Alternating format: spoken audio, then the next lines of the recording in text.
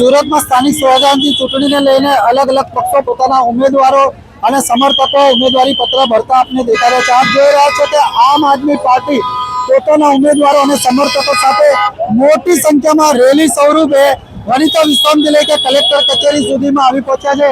ઢોલ નગારાના તાલ સાથે અત્યારે આમ આદમી પાર્ટી પોતાના વિસ્તારમાં અને પોતાના સમર્થકો સાથે અત્યારે કલેક્ટર કચેરી ઉમેદવારી પત્ર ભરવા આવી ગયા છે। મોટી સંખ્યામાં કાર્યકર્તાઓ પણ સૂત્રોચ્ચાર સાથે દેખાવા જોવા મળી રહ્યા છે। અત્યારે સુરત મહાનગરપાલિકાની આ ચૂંટણી લઈને કેવો જંગ જામી રહ્યો છે તે આપ નિહાળી શકો છો। આજના દ્રશ્યો તમે જોઈ રહ્યા છો કે મોટી સંખ્યામાં આમ આદમી પાર્ટીના કાર્યકર્તાઓ પોતાના ઉમેદવારને સમર્થન જોમ પૂરું પાડવા માટે સાથે રેલીમાં જોડાયા છે। પરંતુ જ્યારે આટલી મોટી સંખ્યામાં રેલી આવી રહી છે ત્યારે સુરતમાં વાહન ચાલકો પણ અચંબામાં પડી ગયા છે। અત્યારે સ્થાનિક સ્વરાજની ચૂંટણીને લઈને એવો માહોલ જામી રહ્યો છે તે આપણે દેખાઈ રહ્યું છે। પરંતુ સુરતની અંદર સ્થાનિક સ્વરાજની ચૂંટણીમાં લઈને હવે આમ આદમી પણ પોતાના ઉમેદવારને મેદાને ઉતારી ચૂકી છે। કેમેરામેન જયસિંહ સાગર સાથે ધીરજ ચુમરા, લોકવિશ્વાસ ન્યૂઝ।